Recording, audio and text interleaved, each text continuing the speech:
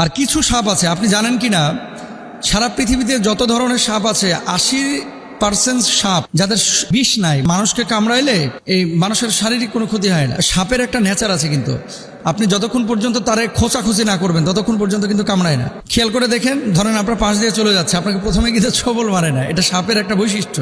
কিন্তু এই Russell viper বাংলাদেশে যেটা ছড়িয়ে পড়েছে, এই রাসেল ভাইপার 100 বছর আগেই কিন্তু বাংলাদেশের থেকে প্রায় বিলুপ্ত হয়ে গেছিল। এটা সাহারা মরুভূমিতে পাওয়া যেত, আরব বিশ্বের বিভিন্ন দেশে পাওয়া যেত।